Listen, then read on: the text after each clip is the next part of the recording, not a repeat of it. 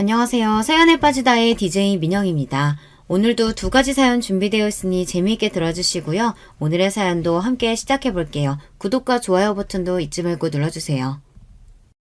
안녕하세요. 저는 이제 내일 모레 칠순을 바라보는 노인네입니다. 이 나이 먹고 아직도 부족함이 많아 여러분께서 보내주시는 귀한 사연 귀담아 들으며 여전히 인생에 대해 배워가고 있죠. 이 나이쯤 되니 그간 제 인생에도 참 많은 사람들이 지나갔습니다. 그 중에도 제게 은혜를 베풀어 주신 고마운 분들도 있고 제가 마음을 주었음에도 마음 준 만큼 돌려받지 못한 사람들도 있지요. 인간관계라는 게 꼭 내가 마음먹은 대로 돌아오는 게 아닌 만큼 여전히 사람을 대하는 일이란 참 어려운 일이라는 생각이 듭니다.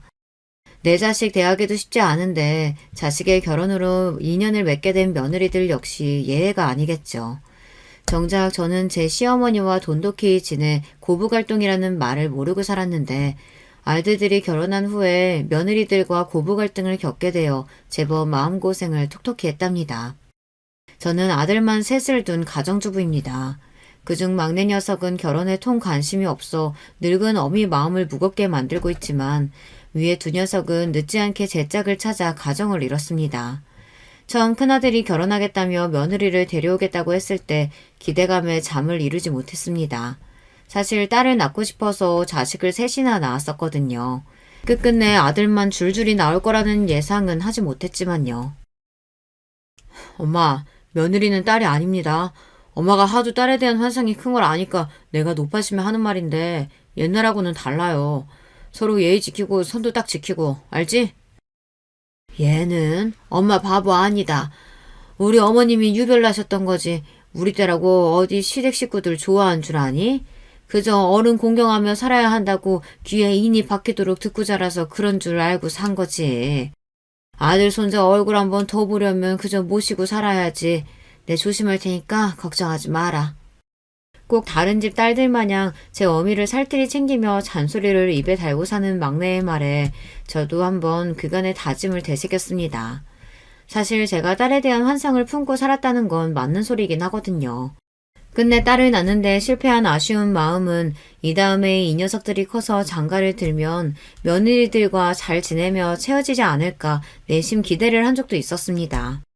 지금 생각하면 기야말 소리입니다만 제가 이런 생각을 한 이유가 있어요. 예, 무거운 거 들지 말고 힘든 건 애들 아범시켜라. 젊다고 함부로 힘썼다가는 늙어서 뼈에 바람 든다. 괜히 나중에 나처럼 고생하지 말고, 알았지? 네, 어머님 무리 안 해요. 걱정하지 마세요. 저희 시어머니께서 제게 정말 살뜰하셨거든요. 가끔 친구들이 온갖 구박에 시어머니 욕을 할 때에도 저는 할 말이 없었습니다.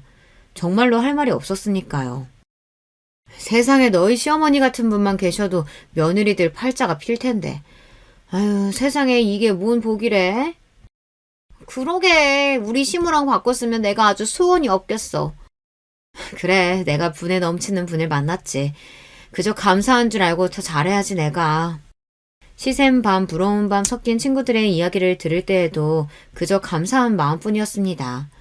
제가 시어머니께 이런 큰 사랑을 받아서인지 나도 나중에 내 며느리들에게 어머님처럼만 한다면 친정엄마에 비할 수야 없겠지만 제법 돈독한 고부 사이가 될 수 있지 않을까 하는 막연한 생각이 들었어요.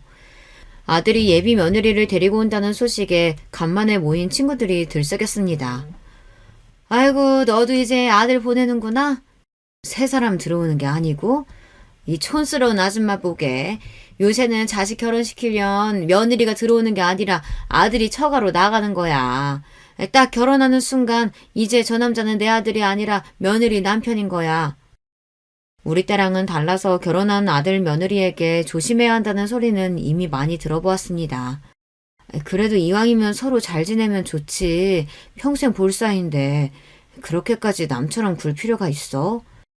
우리가 그럴 필요가 있나 없나 생각하는 게 중요한 게 아니라니까. 그것도 서로 쿵짝이 맞아야 되는 거지.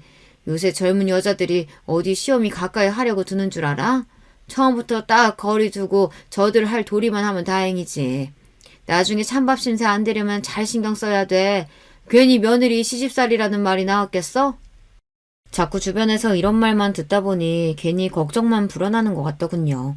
딸 같은 며느리라는 꿈을 꾼 적이 없지는 않으나 괜히 잘해보겠다고 잘못 건드려서 사이가 틀어지는 게 더 겁이 났습니다.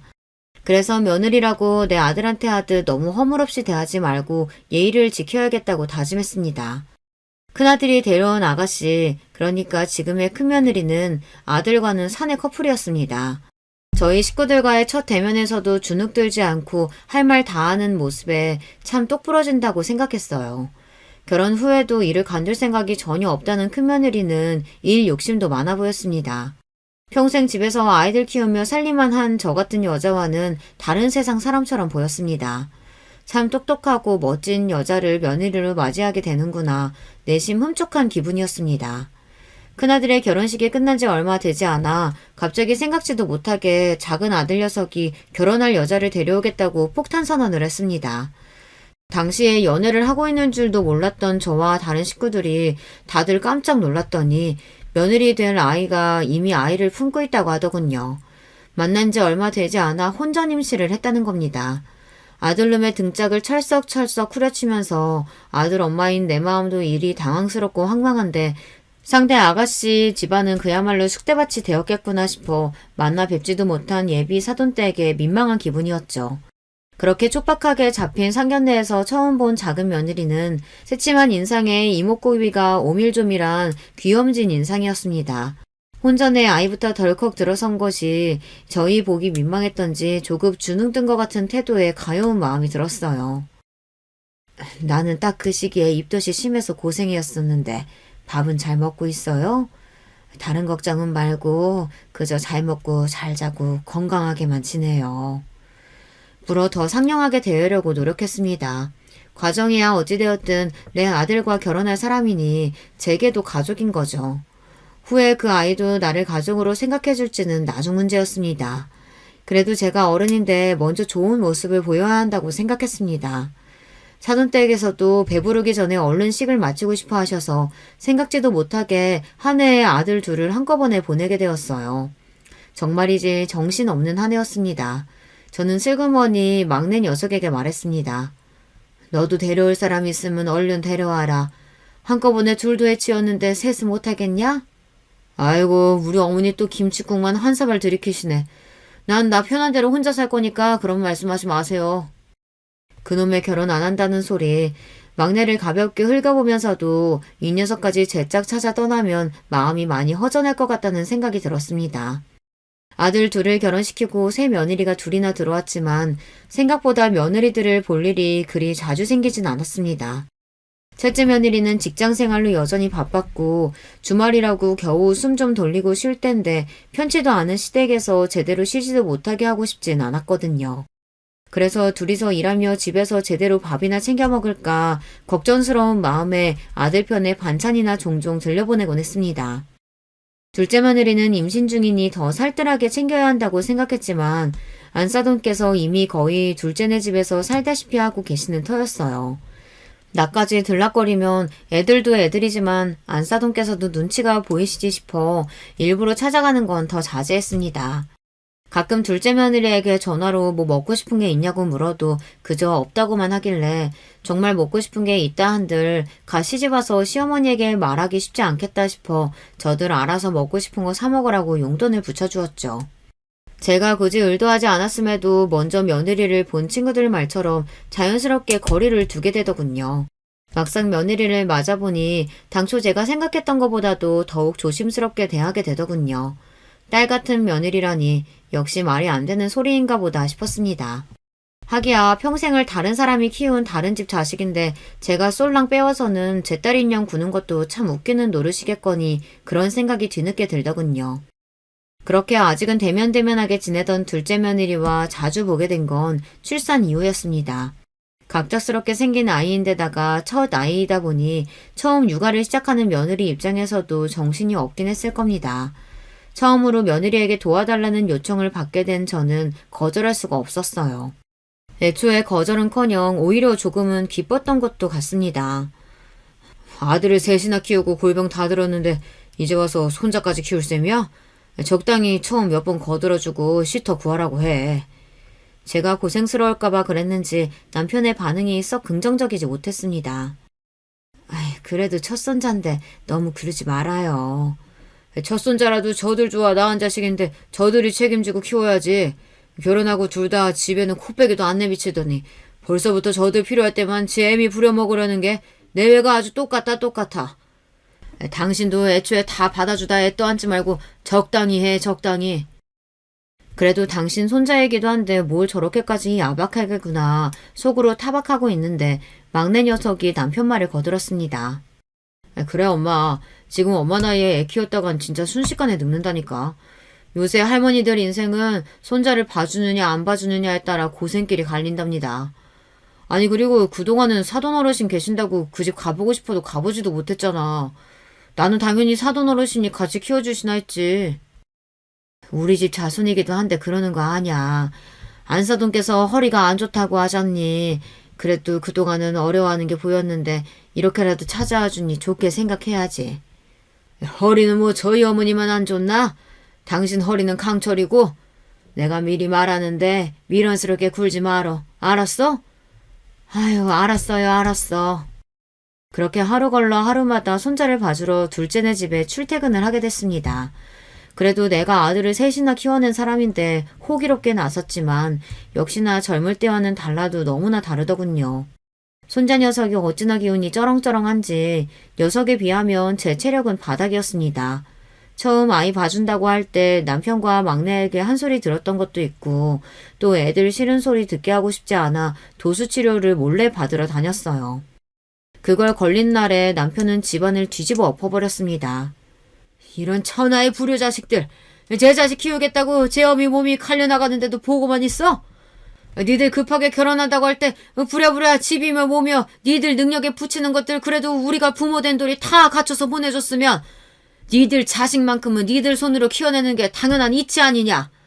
그동안 너희 엄마가 너희 불편하게 할까 눈치 보여가지고 아들 집 한번 편히 못 가게 하더니 저들 필요할 때만 어미를 오라가라 하고 언제 니들이 무난 인사 한번 제대로 온 적이 있더냐? 제 엄마가 다 큰 자식들 생각해서 용돈 붙여줄 때나 한번 연락할까 말까고. 앞으로 애 보라고 네 엄마 불러내기만 해봐. 내가 아주 니놈 다리를 엎은질러 놓을 테니까. 제 아버지 호출에 간만에 집으로 불려온 아들 내외에게 남편의 불효령이 떨어졌습니다. 아니 여보 고정하세요. 내가 내 손자 보고 싶어 간 건데. 당신 나서지 마. 내가 처음부터 그렇게 얘기를 해도 당신 성격에 자식들이 해달라고 하면 거절도 못하고 해줄 거 그거 알아서 그렇게 받아주지 말라고 한 거야. 결국 당신 몽 다 충난 것밖에 더 있어? 당신도 앞으로 일절 전우집에 가서 애 봐줄 생각하지 말어. 그간 아이 봐주러 다니며 작은 아들 내외에게 크고 작은 서운한 점이 없었다면 거짓말이겠죠. 하지만 그래도 눈앞에서 아들 내외가 야단 맞는 모습을 보는 기분이 편치 않았습니다.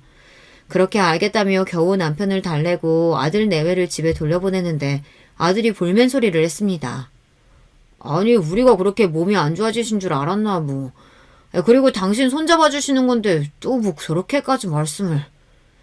그 말을 듣는데 내 아들이지만 순간 기분이 확 상하더군요. 체력이 딸려 힘이 들긴 했습니다. 다만 손잡보는 데에는 최선을 다했어요. 옆에서 제 남편이랑 같이 입을 삐죽이는 며느리의 모습도 보기 싫었습니다. 그렇지만 이미 제 아버지에게 한 소리 들었는데 거기다 더 보태기도 뭐해서 별소리 않고 둘을 돌려보냈습니다. 들어와서 곰곰이 생각해보니 괘씸한 마음이 불쑥 올라오더군요. 10가지 잘해줘도 한 가지 못하면 그것만 타박하는 꼴이었습니다. 제 딴에는 저들 불편하게 안 하려고 마음이며 몸이며 무지 냈었는데 그게 다 허사인 것처럼 느껴졌죠. 그래, 자식이라고 해달라는 거 다 받아주지 말고 나도 거리 좀 지키자. 전에 친구들 모임에서 자식들이 손자 봐달라는 말에 단칼에 거절했다는 친구의 말이 떠올랐습니다. 아니 나 은퇴한 지 얼마나 됐다고?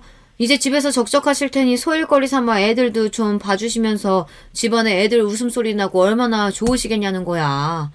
이것들이 아주 웃기는 소리 하고 있네 싶었지. 애 키우는 게 소일거리야? 하루 종일 아무것도 못하고 집구석에서 애한테 붙잡혀 살아야 할 텐데. 아유 나는 그 집 못해. 아주 단칼에 거절했지. 그랬더니 그거 뭐 그렇게 힘들가고 어쩌고 주둥이를 대빨 나와서 떠들어대기에 내가 아주 난리를 쳤어. 야, 젊은 니들도 네 자식 키우기 힘들다고 늙은 어미한테 떠넘기려고 하는데 내가 이제 와서 내 자식 다 키우고 좀 살만해졌는데 그 짓을 또 하게 생겼냐? 이렇게. 전 그렇게 나한테 맡길 거면 돌보미 시급 제대로 쳐서 지불하고 맡기던가 아니면 입도 떼지 말라 했더니 합죽이 마냥 입을 꾹 다무는데 내가 진짜 기가 차서 제 어미 공짜 도우미로 부려먹겠다는 거지 그게. 아들로 키워봤자 하나 쓸모없어. 며느리야 남이라 쳐도 제 어미 가여운 줄 알면 그놈이 나한테 어떻게 그래? 아이고 내 속이야. 그때는 친구 말이 너무 적나라하다고 생각했는데 돌이켜 생각해보면 틀린 거 하나 없는 소리였습니다. 내가 저런 걸 못해서 지금껏 이 고생을 한 거구나 싶었습니다. 저렇게까지는 못하더라도 이제 할 소리는 좀 하며 살아야겠다 싶었습니다.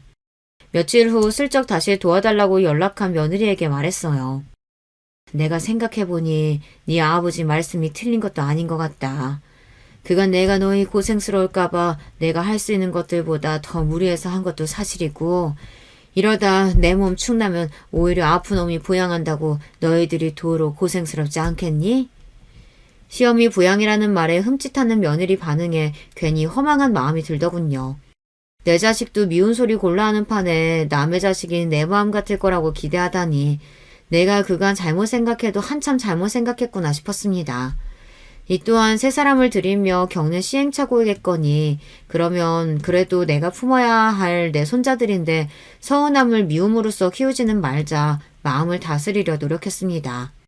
그리고 얼마 지나지 않아 둘째 아들 내외는 아이 돌보미 분을 정식으로 고용했습니다. 사람을 쓴 걸 보니 안사돈께서도 애들 부탁을 거절하신 모양이었죠. 네, 어디 저희 나이 때 여자들이 갓난을 키우는 게 쉬운 일인가요? 그냥 처음부터 이리 할 것을 괜한 일을 했다 싶은 마음도 들었습니다. 아들이 돌보미 급여가 너무 많다느니 어쩌느니 제게 연락을 해서 불평을 해댔지만 한 귀로 듣고 한 귀로 흘렸습니다. 내심 제가 금전적인 도움을 줬으면 싶은 마음에 그랬겠죠. 그렇지만 둘이 좋자고 만든 자식 둘이 책임지게 내버려둬야지 싶었습니다. 사실 그게 맞는 일이기도 하죠. 그간 저희 부부가 애들 자리 잡는 데 인색하게 군 것도 아니고 저들 가정 일은 저들이 해결할 문제다. 예전보다는 조금 떨어진 시선으로 아들 내외를 바라볼 수 있게 되었습니다. 그렇게 한 차례 소동이 지나가고 다시 평범한 일상으로 돌아왔습니다. 늘 해왔던 일상인데도 아이를 보지 않는 생활은 둘째네 출퇴근할 때에 비하면 천국 같았습니다. 그간 저도 모르는 사이 몸이 많이 갈리고 있긴 했나 보다 싶었죠. 그렇게 여느 때와 다름없던 어느 날 갑자기 큰며느리가 큰아들과 함께 찾아왔어요. 주말인데 집에서 쉬지 않고 웬일이니? 웬일은요 어머니. 잘 지내시고 계시나 안부 인사차 들렸죠. 특별히 집안 행사가 있지 않을 때 방문한 건 처음이었습니다. 조금 의아하긴 했지만 안부 인사라고 하는데 불어 확대해서 갈 필요는 없겠지 생각하며 간만에 본 큰아들 내외에게 보양식을 해먹이며 오붓한 시간을 보냈습니다. 후식을 먹으며 TV를 보고 있는데 아들과 며느리가 서로 눈빛을 주고받는 것이 슬쩍 보였어요. 저 아버지 어머니 혹시 재테크 관리 따로 하시는 게 있으신가요? 재테크? 갑자기 재테크는 왜? 별건 아니고 어머니 아버지 노후자금 문제도 있고 아버지 은퇴도 다가오고 있으니까 아무래도 신경이 좀 쓰이지 않을까 싶어서요. 생전 저희 앞에서 저희 재산 이야기를 꺼내지 않는 아들이었습니다. 누구의 입김이 작용해서 이런 화제가 떠오른 건지는 길게 생각하지 않아도 답이 나오더군요. 어쩐지 답지 않게 안부 인사를 왔다고 하길래 이상하다 생각은 했는데 역시나 용건이 있어 왔구나 싶었습니다. 우리 노우야 너희들이 걱정할 거 없다. 넉넉지는 않더라도 이 사람이랑 나 둘이 가기 전까지 자식들한테 손 벌리지 않을 정도는 모아뒀으니까 너희들한테 짐되는 일은 없을 거다. 남편이 다소 단호한 어조로 말했습니다. 딱 잘라서 상관하지 말라는 태도에 큰아들 내외가 조금 당황스러운 듯 보였어요. 아버님, 저희가 아무렴 부모님 모시게 될까봐 걱정돼서 드린 말씀이겠어요? 그냥 저희도 자식된 입장에서 궁금해서, 네, 그냥 궁금해서 한번 여쭤본 거예요. 네, 아버지, 저희가 진작 신경을 썼어야 했는데 그러질 못해서 이제라도 신경 쓰려는 거니까 너무 서운하게 생각하지 마세요. 혹여 제 아버지 심기를 거스를까 내외가 황급하게 수습하는 모양새였습니다. 그렇게 이야기가 일단락되나 했어요. 남편은 먼저 방으로 들어가고 내일 찬거리를 정리하려고 주방에 들어가는데 큰며느리가 종종대며 따라 들어왔습니다. 왜, 뭐 필요한 거 있니? 아니요, 어머님. 아까 노후자금 말씀인데요. 저희가 구체적으로 들은 게 없으니 자식된 입장으로 아무래도 좀 불안해서요. 혹시 얼마나 되는지 살짝 말씀해 주시면 안 될까요? 제 나름대로는 포장한다고 하는 것 같긴 한데 그래도 제가 이 나이를 허투루 먹은 건 아니었는지 젊은 애 머릿속이 그만 훤히 들여다 보이더군요. 애초에 애들한테 헛바람 들게 하면 안 되겠다 싶었습니다. 나는 그런 거 전혀 모른다. 너희들도 알다시피 내가 저 사람한테 시집 오고 나서 너희처럼 사회생활을 하기랬니? 밖에 나가서 일을 다니기랬니? 그저 집에서 너희 남편 키우며 살림하고 산 여자가 뭘 얼마나 알겠어.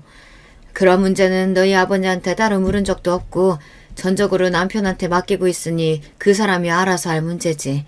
좀 궁금하거든 너희 아버지한테 가서 한번 물어보던가.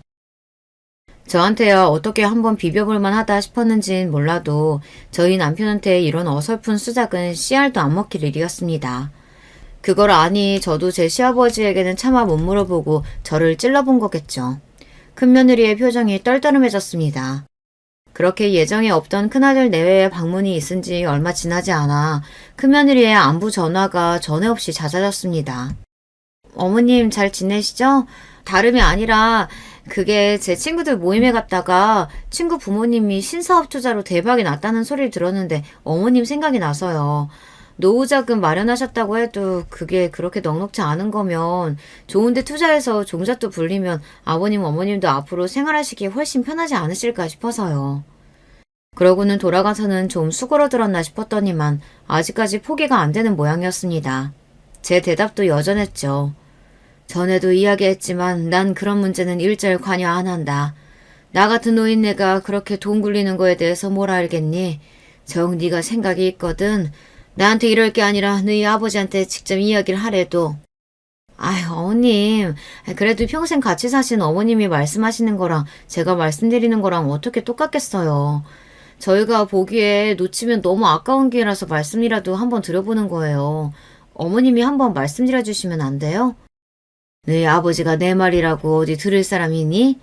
제가 생각한 게 있으면 평생 꺾인 적이 없는 황소고집 양반이신데 나는 간두련다.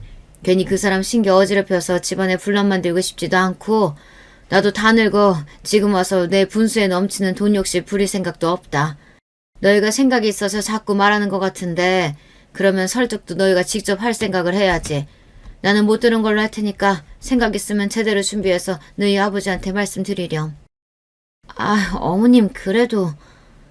큰며느리 목소리에 불만이 섞이는 게 느껴졌지만 그렇대도 별 도리가 없죠. 자식 녀석 둘이 번갈아가며 서운한 짓을 하다 보니 저도 아이들 대하기가 좀 껄끄러워지더군요. 그날 퇴근한 남편에게 푸념처럼 큰며느리와 있었던 일을 털어놓았습니다. 원래 부모 자식 간에도 재산이 끼면 그렇게 되는 거야. 그러니 자식이라고 당신이 마냥 퍼주려고만 생각하지 마라. 아휴, 안 그래요. 그래고 내가 뭐 퍼주고 싶어도 퍼줄 게 있나. 자꾸 노후자금이 어쩌니 투자가 어쩌니 긁는 걸 좀 봐. 저것들 다 나고 나면 당신 어지간히 들볶을 거야. 다른 사람들은 자식 안 이뻐서 미리 재산 안 떼어주는 거겠어? 얼마간만이라도 손에 쥐고 있는 게 있어야 자식한테도 부모 대우 받는 거야. 아휴, 자식한테 손 안 벌리고 늙어서 의탁하지 않으면 되는 거지 했는데 내 자식한테 재산 뺏기지 않으려고 아등바등 사는 것도 참 서글프다. 그쵸? 저들도 이제 지들 가정 꾸리고 나갔으면 제 식구가 가장 우선이니 그러려니 해야지. 이제 품 안의 자식 아니야. 우리도 우리 몫은 제대로 쥐고 있어야 돼. 남편의 당부를 들으며 부모 자식 간의 인연이라는 게 뭔지 허무한 마음에 한숨이 나오더군요. 말했듯이 제가 뭐 가진 것도 없습니다만 그거나마 잘 가지고 있어야겠다는 다짐을 했습니다. 그러고 얼마 지나지 않아 남편이 그간 평생 몸담아온 회사에서 만기 근속으로 퇴직을 하게 되었습니다. 평생 출근하는 남편의 온 매무새를 정리해주며 집을 나서는 뒷모습을 지켜봐왔는데 그 시절도 다 끝났다고 생각하니 괜히 제 기분도 이상해졌습니다. 제 기분이 이런데 남편 기분은 오죽했을까요? 어지간해서는 아이들에게 귀찮을 만한 연락은 자제하는 편입니다만 이번만큼은 가족 모두가 남편의 노고를 함께 치하해줬으면 하는 마음에 온 가족을 소집했습니다. 저들도 직장 생활을 하고 있으니 평생 회사 다니며 저희들 뒷바라지한 남편의 수고가 어떤 의미인지는 잘 알고 있으리라 생각했습니다. 다들 군말 없이 집으로 모이더군요. 아버지, 그간 정말 고생 많으셨어요. 아버지, 정말 감사합니다. 이제 어머니랑 같이 좋은 거 드시고 좋은 곳 구경 다니시고 편히 지내세요. 제 노고를 알아주는 자식 녀석들 덕분인지 남편의 서운함도 조금 가시는 듯 했습니다. 그렇게 가족끼리 조촐하게 남편의 퇴직을 기념하는 식사 자리를 가지고 난 후 슬슬 저희 집으로 돌아가려는 아이들을 남편이 불러세웠습니다. 너희들 다들 이리 좀 앉아봐라. 무슨 일인가 싶어 다들 엉거주춤 자리에 앉았습니다. 내가 퇴직도 했고 본격적으로 너희 엄마랑 노후 생활에 들어가게 됐으니 그 전에 정리할 것들은 정리 좀 했다. 막내, 이거 받아라. 막내 아들이 제 아버지가 내미는 통장을 얼떨결에 받아들었습니다. 통장을 보자 두 아들 내외의 눈도 번쩍 뜨이더군요. 네 형들한테는 장가갈 때 이미 다 해준 거다. 너 자취한다고 독립할 때 네가 그간 번 돈으로 집안에 손 안 벌리고 해결했으니 너도 네 형들 받은 만큼은 받는 게 맞지. 통장 안의 액수는 어지간한 신도시 아파트 한 채 값은 되었습니다. 막내에게만 통장이 돌아가자 두 아들 내외의 눈이 팽팽 돌아가기 시작했습니다. 첫째 며느리가 물었습니다. 저 아버님, 막내 도련님만 주시는 건가요? 너희는 이미 받을 거 다 받지 않았냐? 너희 결혼할 때 신혼집 그거 다 내 주머니에서 나온 거다. 받을 거면 삼형제가 공평하게 받는 게 맞지. 그래도 아버님, 저희는 가정이 있고 애도 있는데 혼자 계신 도련님이랑은 입장이 다르죠. 네?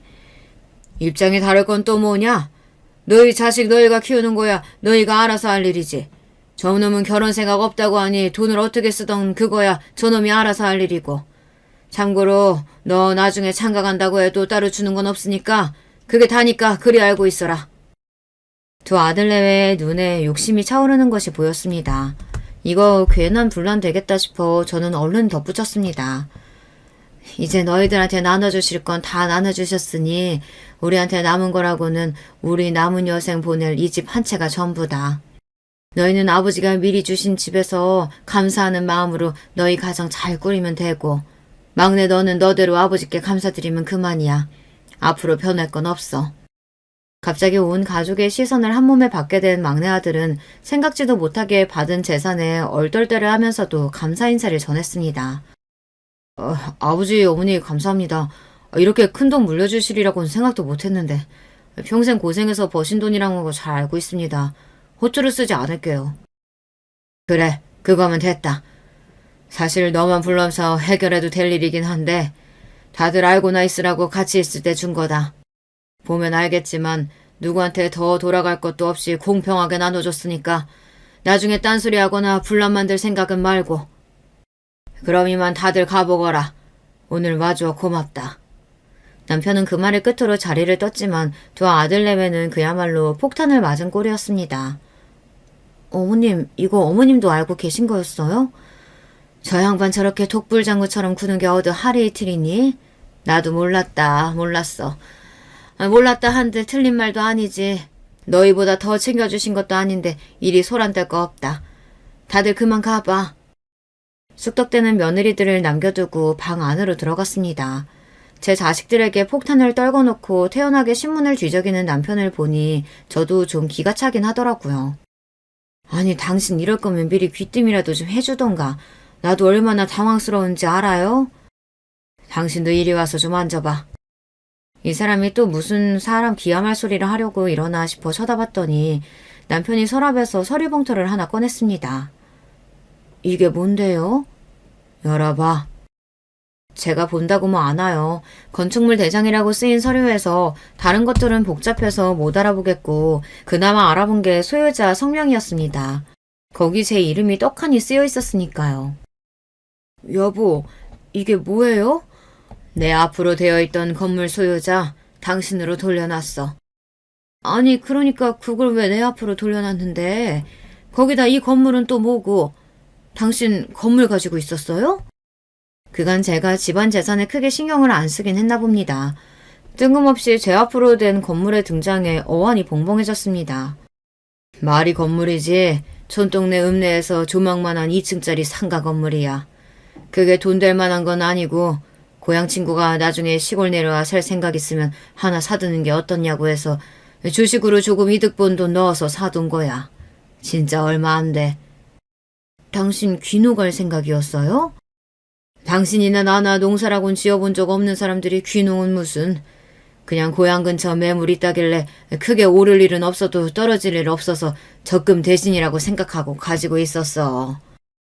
그러면 당신이 계속 가지고 있을 일이지 왜 내 앞으로 해준대요? 당신도 오늘 월급쟁이 남편 뒷바라지 퇴직했잖아. 당신 퇴직금이야. 생각지도 못했던 남편의 말에 말문이 턱 막혔습니다. 남편과 아이들 뒷바라지하는 건 평생 당연히 해야 할 제 소임이라 생각하며 살아왔습니다. 물론 살면서 남편과 아이들에게 주부로서 소홀히 대접받은 것 같다는 서운함을 느낀 적이 없었다고는 할 수 없겠지만 크게 굴곡 없이 남편 그늘 아래에서 큰 고생 모르고 살아왔습니다. 그런데 평소 무뚝뚝하기 짝이 없었던 남편에게 이런 소리를 다 듣게 되고 돈도 돈이지만 그간의 제 노고를 인정받은 기분이었어요. 괜히 울컥 눈물이 치솟았습니다. 어떻게 나는 이런 건 생각하지도 못했는데. 그간 말은 안 했어도 다정한 말 한마디 제대로 할 줄 모르는 남편의 아들놈 셋까지 뒷바라지 한다고 당신 고생 많았어. 저도 말하면서 머쓱해하는 남편을 보니 또 웃음이 터졌습니다. 그렇게 제가 어느 정도 마음을 추스리자 남편이 제게 단단한 다짐을 받아냈습니다. 이건 애들한테 아무도 얘기하지 말고 그냥 잠자코 가지고 있어. 당신이랑 나한테는 이제 정말 이 집이랑 생활비밖에 안 남아있는 거야. 알았어요. 내가 그런 말 할 일이 뭐가 있어. 어허, 대충 대답하지 말고 이 사람아. 방금도 봐. 막내한테만 통장 주니까 냈다 아주 눈이 횟가닥 해가지고는. 그나마 지금은 나라도 있으니 저 정도로 끝났지. 나 없이 당신만 있었다고 생각해봐. 아주 당신한테 눈에 불을 켜고 달려들었을 놈들이야 저거. 아이, 또 그러신다. 그렇다고 무슨 애들이 나한테 불을 켜고 달려들겠어. 이 사람이 그만치 당하고도 정신을 못 차리고 내가 이러니 안심을 할 수가 있어야지. 저것들 하는 모양새가 나 가면 당신 잡아먹히기 딱 좋아 아주. 아니 자꾸 가긴 어딜 간다고 당신 없단 소리래요. 내가 먼저 가면 갔지 당신 같은 강골이 무슨. 보나마나 당신이 나보다 더 오래 살 텐데 자꾸 기분 나쁜 소리 하지 말아요. 사람 일 모르는 거잖아. 미리미리 대비를 해야지. 지금이 옛날처럼 부모 혼자 된다고 당연히 모시는 시대도 아니고 우리가 참 중간에 끼인 시대야. 우리 때야 키워놓으면 자식이 모시는 게 당연한 시대였지만 우리가 부모 모시고도 자식 부양은 못 받는 첫 시대라고. 그러니 정신 단단히 차리고 대비해야지. 저놈들 벌써부터 퇴직한 부모 앞에서 돈도 나는데 요새 재산 없으면 부모 취급도 못 받는 노인네들 천치야. 오늘 준 건 당신 비자금이니까 우리 애들은 다른 애 그런 뻔한 소리 말고 마음 약해져서 괜히 자식들한테 걸리지 말고 아무 말 말고 꽉 잡고 있어. 알았어? 아유, 알았대도 그러네.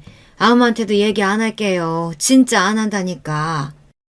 의심의 눈초리를 거두지 않는 남편을 보며 그 후에도 몇 번이나 다짐의 말을 늘어놓아야 했습니다. 결혼 후 서운한 일이 종종 있기는 했으나 그래도 자식들을 속이는 기분이 들어 영 마음이 편치만은 않았어요. 그건 자기 남편 말이 100번 오라. 남편이 요새 자꾸 재산 없으면 부모 취급 못 받는다는 소리를 달고 살아 애들 보기가 민망하다는 말에 친구가 대번 이렇게 말하더군요. 물론 남편이 신신당부한 바와 같이 건물에 대한 이야기는 쏙 빼놓았습니다. 요새 자식들 모르게 딴 주머니 하나씩 차고 있는 게 당연해진 거 몰라? 요새 찾아오는 자식도 없이 외롭게 혼자 늙어가는 노인네들이 다 자식이 없어 그러고 살겠어? 뭐 물론 처음부터 가난해서 그리 사는 사람들도 많겠지만 자식들한테 유산 먼저 나눠주고 팽당해서 말년에 서럽게 늙어가는 사람들이 그렇게 많다잖아. 아니 아무리 그래도 그렇지 설마 내 자식들이 그러겠어? 아니 자기 아들들이 그렇다는 소리가 아니라 그럼 그 사람들이라고 본인 자식들이 그렇게 나올 줄 알았겠어? 그랬으면 절대 재산 미리 안 줬겠지. 그리고 사람 심리가 그렇다. 남들한테 말은 안 해도 몰래 쥐고 있는 게 있고 믿을 구석이 있는 사람들은 아무것도 없는 사람들하고 마음가짐 자체가 달라진다고. 그저 자식들 눈치만 봐야 하는 입장이랑 무슨 일이 생기더라도 내가 가진 게 있는 거랑 같을 수가 있겠냐고. 듣고 보니 그 말도 일리가 있었습니다. 아무렴냐 손에 쥔 것 없는 무일푼보다야 뭐라도 가진 게 있는 게 낫기야 하겠죠. 우리 남편뿐만 아니라 우리 나이대 여자들도 다들 이런 생각을 가지고 사는 시대인가 봅니다 싶었습니다. 아닌 게 아니라 건물이라고 하기도 민망한 수준이긴 했지만 그래도 나름 생각지도 못한 건물주가 되고 나자 가진 것 하나 없던 가정주부와는 마음가짐이 달라지긴 했습니다. 막내가 남긴 했으나 그 녀석이야 결혼 안 하겠다는 말이 입에 붙은 놈이니 그렇다 치고 나머지 녀석들 다 장가보내고 큰일 다 치렀으니 큰돈 들어갈 일을 딱히 없긴 했으나 세상살이가 어디 생각대로만 돌아가나요. 예상치 못하게 돈 들어갈 일이 닥치더라도 남한테 손버리지 않고 내 손에서 해결할 수 있다고 생각하니 마음이 든든해졌습니다. 이래서 가진 게 좋구나 싶었죠. 늘상 일한다고 바빴던 남편도 퇴직했겠다. 마음의 여유도 생겼겠다. 이제 좀 남편하고 여행도 다니고 말년의 행복을 누려보자 하던 차에 뜻밖의 비보가 날아들었습니다. 며칠째 소화가 잘 안 된다고 소화제나 사달라던 남편을 억지로 끌고 간 병원에서 듣게 된 것은 남편의 위암 발병 소식이었습니다. 정기 건강검진에서도 항상 건강했고 워낙 강골이었던 남편이 암에 걸렸다는 말은 청천벽력과도 같았습니다. 게다가 예후가 썩 좋지 않았습니다. 작년까지만 해도 깨끗하던 위에 생긴 종양은 크기도 제법 컸고 병의 진행 속도도 빠른 편이라고 했습니다. 온 가족이 남편의 위암 발병 소식에 기함을 했으나 정작 남편의 반응은 차분했어요. 이 나이 먹도록 그간 아픈 것도 없이 살아온 게 복이었지. 이 나이 먹도록 그간 아픈 것 없이 살아온 게 복이었지. 이미 암으로 떠난 친구들도 제법 되고 그리 소란 떨 일 아니야. 어떻게 제 병인데도 저리 차갑게 구나 싶어 원망스러운 마음이 불쑥 들었습니다. 평생 일만 하며 살다 이제야 사는 재미 좀 느끼겠구나 싶었는데 투병으로 고통받을 남편을 생각하면 걱정되어 잠을 이룰 수가 없었습니다. 차라리 진행이 빠른 것도 내 복이지 싶어. 나이 먹어 안 걸리면 몇십 년도 살고 그런다던데 그렇게 오래 고생한 것도 나도 그렇지만 당신한테도 못할 짓이야. 정말 왜 그렇게 서운한 소리를 해? 결국 눈물이 터져버린 제 어깨를 토닥이며 남편이 말했습니다. 미안해. 내가 말 주변이 없어서 이렇게밖에 말을 못하네. 당신 서운하라고 하는 소리가 아니라 평생 고생시켰는데 아파서까지 당신 고생시키기 싫어서 그래. 나도 고생하기 싫고. 그래도 애들 다 키워놨고 나 가도 당신 생활하기 어렵지 않을 기반은 만들어놨으니 마음은 편하네. 정작 본인은 그렇게 말했지만 저는 남편 인생이 가여워 마음이 미워지는 것 같았습니다. 긴 투병 생활을 원치 않았던 남편의 바람은 결국 이루어졌습니다. 남편은 암 진단을 받은 지 채 3개월을 버티지 못하고 갑작스레 그렇게 제 곁을 떠나게 되었습니다. 저는 한동안 좀처럼 기운을 차리지 못했습니다. 저러다 제 어미까지 잘못될까 싶었는지 따로 나가 자취하던 막내 녀석이 당분간 본가에 들어서 출퇴근을 하기 시작했습니다. 큰아들과 둘째 아들도 종종 연락을 해오긴 했지만 며느리들과 연락하는 일은 좀처럼 없었습니다. 남편이 떠나기 전 퇴직하던 날 막내에게 통장을 건넨 이래로 그때까지 며느리들과는 영 서먹해져 버렸습니다. 다른 집 귀한 딸들이 내 자식처럼 될 수 없는 거겠죠. 그쯤 되니 그냥 그렇게 자연스럽게 받아들여지더군요. 삼형제 중 가장 장난기가 많은 막내 녀석이 제 어미 웃는 모습 한번 보겠다고 옆에서 열심히 재롱을 떨어준 덕에 저는 조금씩 기운을 되찾기 시작했습니다. 막내에게서 제가 기운을 좀 차렸다는 소리를 들었는지 두 아들 내외가 간만에 저희 집을 찾아왔어요. 어머님, 아버님 그렇게 갑작스럽게 떠나시고 많이 적적하시죠? 이제 저희가 어머님 모실게요. 저희 집으로 들어오세요. 네? 아니 형님, 저희한테 상의도 없이 그러시면 안 되죠. 어머님, 저희 집엔 형우도 있잖아요. 이제 갓난아기 때처럼 손 갈 때도 아니고 손자 재롱 보시면서 헛헛한 마음도 달래실 수 있을 거예요. 저희 집으로 오세요, 어머님. 막내 혼자 제 기운 차려보겠다고 용을 쓰는 동안 한 번을 찾아오지 않던 며느리들이 갑자기 없던 효심이 샘솟아 이러겠어요. 대번에 이 집이 목적이라는 걸 눈치챌 수 있었습니다. 저는 단칼에 며느리들 말을 잘라먹었습니다. 주호도 그럴 마음 없다. 나 이제 이 집에서 혼자 살다 죽으련다. 이제 기운도 차릴 만큼 차렸고 막내 너도 그만 네 집으로 돌아가. 부모 자식 간이라도 결국은 각자 인생은 각자 사는 거야. 너희 손 빌릴 일도 없고 내가 죽기 전에 이 집 처분할 일도 없으니 여러 소리 마라. 그 말을 끝으로 자리를 털고 일어났습니다. 꼭 생전 제 아비처럼 구는 저를 보며 두 아들내외가 더 말을 붙이지 못하더군요. 혹여 제 심기가 상했을까 걱정이 되었는지 막내 녀석이 슬그머니 제 뒤를 따라 들어왔습니다. 형수들이 또 괜한 소리를 다 하네. 엄마, 너무 마음 쓰지 마세요. 네 엄마 이제 이 정도로는 아무렇지도 않다. 아까 괜히 한 말 아니니까 너도 이제 그만 돌아가. 여기서 출퇴근하기 가까운 거리도 아니고 네 덕에 엄마가 이만치 기운 차렸다. 고맙다. 엄마 밥 좀 더 얻어먹겠다며 속보이는 소리를 하던 막내 녀석이 결국 얼마 남지 않은 제 생일까지만 머무르다 돌아가겠노라 약속을 했습니다. 남편 없이 처음으로 맞게 될 생일이었으니 녀석 마음이 더 쓰였나 봅니다. 딱히 생일을 챙기고픈 마음이 들지 않았으나 이렇게 해서라도 막내 녀석 마음의 짐이 좀 덜어진다면 그것 또한 나쁠 것 없다는 생각이 들었어요. 엄마, 오늘 진짜 맛있는 거 먹어요. 형들이랑 형수님들 같이 저녁 먹기로 했어. 오늘 우리 엄마 좋아하는 대게 먹자, 대게. 제 기분을 좋게 해주려고 짐짓터 호들갑을 떠는 막내가 만든 저녁자리임이 틀림없었습니다. 간만에 저도 기분 전환하고 싶은 마음이 들어 녀석을 데리고 대낮부터 외출을 했습니다. 백화점에서 쇼핑도 하고 오랜만에 영화도 한 편 보았죠. 간만에 외출이다 보니 금세 다리가 아파왔습니다. 예, 엄마 다리 아프다. 예약한 식당 먼저 가서 앉아서 기다리자. 아직 시간이 좀 이르긴 한데 그럼 그러자. 가요. 약속 장소인 식당에 들어갔더니 룸을 예약해뒀더라고요. 직원의 안내를 받아 갔더니 룸 안에서 두런두런 말소리가 들리는 것이 아이들이 먼저 도착한 모양이었습니다. 생각보다 빨리들 왔나보다 문을 열려던 찰나 큰며느리의 말이 귀에 확 꽂혔습니다. 노인네, 끝까지 재산 주고 안 넣으려는 것 좀 봐. 그 노인네가 누구인지는 굳이 제가 설명할 필요 없겠죠. 옆에 있던 막내 아들이 사색이 되었습니다. 이내 작은 며느리가 맞장구를 치더군요. 그러니까요, 형님. 죽을 때 재산 싸들고 가는 것도 아닌데 무슨 고집을 그렇게 부리시는지. 이내 화가 나서 얼굴이 시뻘개진 막내가 문을 열려고 했으나 제가 막았습니다. 그러고는 말없이 통화 버튼을 눌렀어요.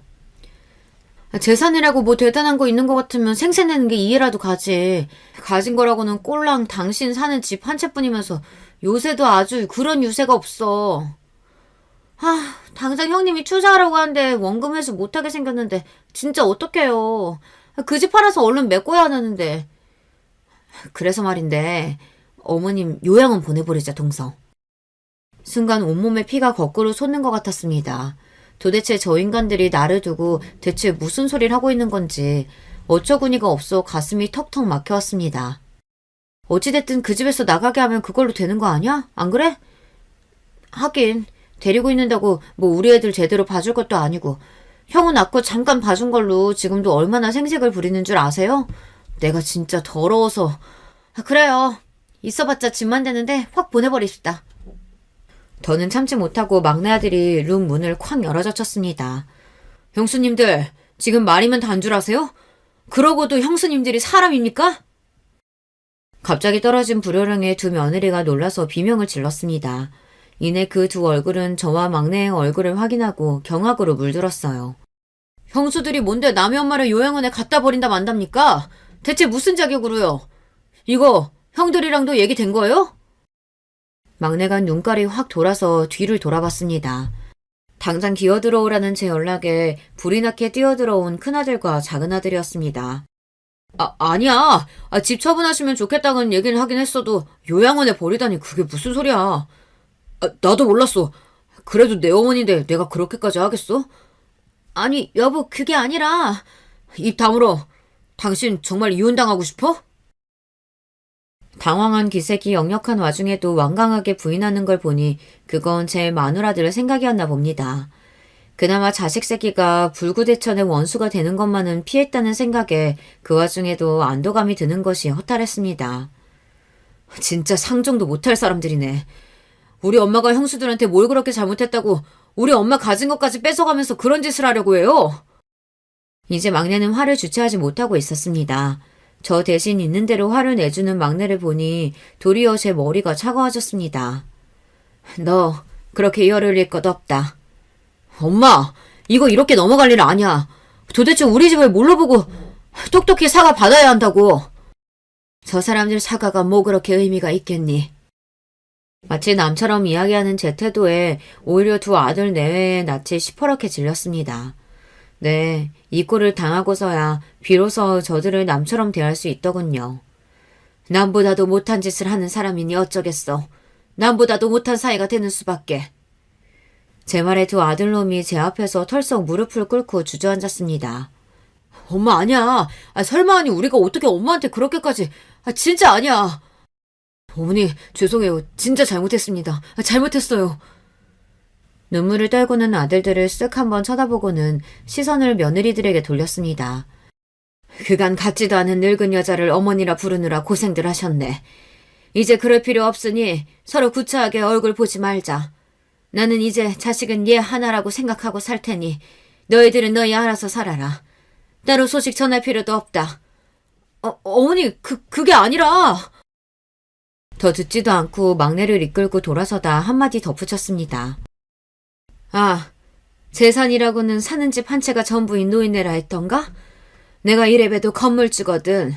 헤어지는 마당에 굳이 알릴 필요는 없다만 뭐 어차피 너희들이랑은 상관없는 재산이니 내가 쓸데없는 소리를 했구나. 이런 꼴까지 보인 마당에 행여나 추잡스럽게 내 건물에 침 흘리고 그러는 건 아니겠지? 일부러 저것들 속 뒤집으라고 한 소리니 그 말에 속이 뒤집히는 꼴을 가소롭게 한 번 더 눈에 담곤 식당을 나왔습니다. 엄마 괜찮아? 제 눈치를 보며 쩔쩔매는 막내에게 다짜고짜 물었습니다. 너 휴가 언제냐? 응? 우리 해외여행 가자. 엄마가 내줄게. 내가 쓰지도 않고 재산 끌어안고 살 이유가 없네. 엄마 해외여행 가고 싶어. 너무 화가 난 나머지 우리 엄마 정신이 횟가닥한 건지 의심스럽게 바라보는 막내 녀석에게 말했습니다. 엄마 괜찮아. 저렇게 적나라하게 말하는 걸 코앞에서 듣게 될 줄은 몰랐어도 네 형수들 몇몇이 저렇다는 건 진작 눈치채고 있었으니까. 그래도 우리 집에 들어왔으니 그저 내 자식이다 하고 품어야지 미련 떨던 걸 이제야 떨쳐낸 것뿐이다. 엄마 이제 더는 구질구질하게 안 살고 먹고 싶은 거 다 먹고 가고 싶은 데 다 가보고 하고 싶은 거 다 하면서 가진 거 펑펑 다 쓰고 죽으련다. 내 남편이 그러라고 남겨준 재산인데 뭘.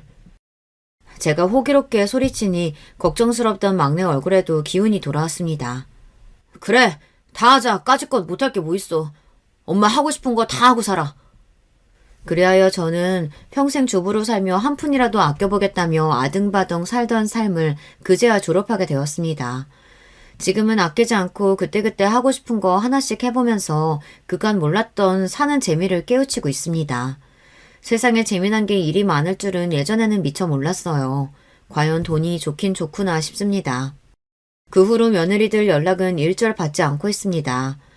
막내가 형들이 형수들 아주 쥐잡듯이 숨도 못 쉬게 들볶고 산다는 소리를 넌지시 전할 때도 아들들이 찾아와서는 저들이 죽을 놈이라며 땅을 치며 제게 석고대죄를 할 때도 뭐 이제 그러려니 싶었습니다. 사과는 사과고 제 인생 각자 사는 거라는 제 마음엔 변함이 없으니까요.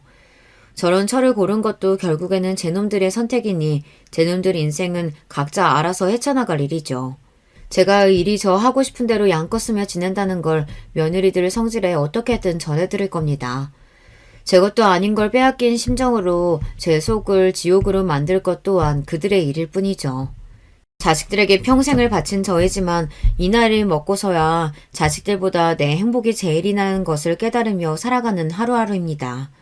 제 온 마음을 다한 자식들에게 실망한 마음이야 쉽게 치료될 수 없는 부분이지만 자식을 향한 무조건적인 희생이 꼭 답이 아님을 이제는 압니다. 여러분들도 저처럼 늦기 전에 제 인생의 가장 중요한 사람은 자신임을 깨달으셨으면 합니다. 현명하신 여러분들이야 이 노인네보다 훨씬 좋은 결정을 하시겠지만요.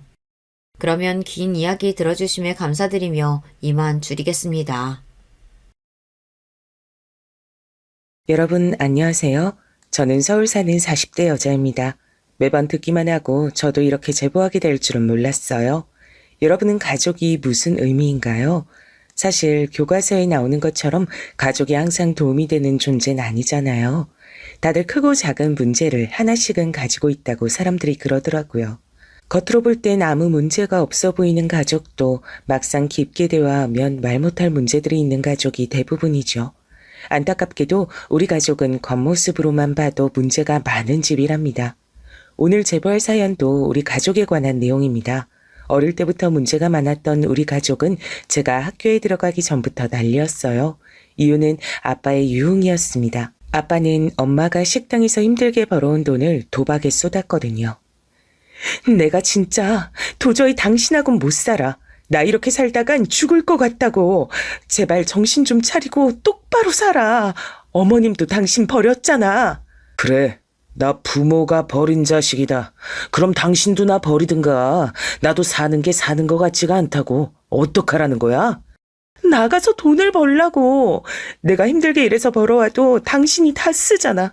우리 현지랑 은지 먹이려고 버는 돈을 당신이 쓰면 어떡하냐고. 전생에 내가 도대체 무슨 잘못을 했길래 당신하고 이러고 사는 건지 속 터져. 이렇게 집에서 기를 죽이는데 내가 밖에서 일을 어떻게 하니? 그렇게 당신이 잘났어? 누가 보면 당신이 돈 1,000만 원을 벌어오는 줄 알겠다. 엄마 아빠는 매일 싸우는 게 일이었어요. 아직 제대로 학교에 들어가기 전이라 어렸던 저는 엄마와 아빠가 부부싸움을 하면 이불 속으로 들어가 숨었던 기억이 나요. 저한텐 언니가 한 명 있었는데 연년생이었습니다. 언니랑 전 둘이 이불 속에서 서로 끌어안고 긴 밤을 지내곤 했죠. 심지어 부모님이 너무 심하게 싸우면 저희는 둘이 한밤중에 집 밖으로 나가기도 했어요. 옆집에 살던 제 친구 지영이 어머님이 그런 우리 자매가 안쓰럽다며 안에서 재워주기도 했죠. 그러던 어느 날이었습니다. 은지야, 현지야, 잠깐 일어나봐. 쉿, 조용히. 아빠 깬다. 뭐야? 엄마, 나 졸려. 응? 엄마, 왜 그래? 은지야, 현지야, 엄마가 딱 10밤, 아니야, 100밤만 자면 데리러 올게. 알겠지? 조금만 기다려. 엄마가 미안해. 그래도 울지 말고 엄마 기다리고 있어. 꼭 데리러 올게. 응? 엄마 어디가? 안 돼. 엄마 가지 마. 쉿. 은지랑 현지 너희들이 꼭 의지하고 버티고 있어. 알겠지? 엄마 안 돼 엄마. 엄만 저와 언니를 한밤중에 깨워 돌아온단 말을 남기고 그대로 집을 떠났어요. 술에 취해 잠든 아빠가 깰까봐 두려워 언니와 전 숨을 죽이고 울 수밖에 없었습니다. 그 뒤로 잠에서 깬 아빤 엄마 욕을 하며 집안 살림을 부수기 시작했어요. 너희 엄만 배신자야. 어떻게 이럴 수가 있어? 자식들을 버리고 가는 게 말이나 되냐고. 엄마가 없으니 집의 경제적 상황이 더 나빠지기 시작했죠. 엄마가 벌어오는 돈으로 생활했는데 엄마가 집을 나갔으니 들어오는 돈이 없었습니다. 급기야 월세가 몇 달이나 밀리자 집주인 아저씨가 와서 집 앞에서 아빠와 싸우기도 하셨어요. 전기와 수도도 끊기고 언니와 전 배가 고파 울기도 했죠. 그런 우리 자매가 안쓰럽다고 동네에서 밥을 먹고 가라고 하셨던 이웃들에겐 아직도 감사한 마음이 들어요. 이런 상황이 지속되자 아빤 도저히 안 되겠다고 생각하셨는지 우리를 데리고 친할머니 집으로 가게 됐습니다. 전 사실 그때까지도 친할머니의 얼굴을 본 적이 없었어요. 친가뿐만이 아니고 외가도 본 적 없었습니다. 나중에 귀동냥으로 알게 된 사실은 아빤 부잣집에서 태어났대요. 그래서 가난하고 친정도 없는 엄마와 결혼한다고 했을 때 할머니의 반대가 매우 심했다고 합니다. 집안 반대에도 불구하고 결혼한 아빤 언니와 제가 태어날 때까지 사고를 그렇게 쳤다고 해요. 그럴 때마다 할머니에게 돈을 달라고 했고 보다 못한 할머니가 아빠와 연을 끊었다고 하더라고요. 제가 아주 어릴 때, 그러니까 신생아 때는 나름 할머니와 교류를 했다고 하지만 그 뒤론 아빠가 친가와 연을 끊어서 전 할머니의 얼굴을 모르고 있었던 거죠. 사모님, 아이들이 집 밖에 있어서 데리고 왔는데 아휴, 막내 도련님은 안 계셨어요. 아이들만 놓고 바로 간 것 같아요. 어떡하죠? 아빠는 언니와 저를 할머니 댁 앞에 버려두고 그대로 떠났어요. 엄마처럼 언제 온다, 데리러 오겠다, 그런 약속도 하지 않았죠. 처음 본 할머니는 매우 무서웠어요. 전혀 인자하거나 따뜻한 모습은 보이지 않았습니다. 언니는 옆에서 울음을 터뜨려 울고 있었고 전 오히려 너무 긴장해서 잔뜩 겁에 질린 상태였습니다. 일단 애들 씻기고 뭐라도 먹이세요. 네, 알겠습니다. 얘들아, 이리 올래? 아줌마가 씻겨줄게. 어휴, 옷이 이게 뭐야? 태어나 처음 보는 할머니의 집은 아주 컸어요.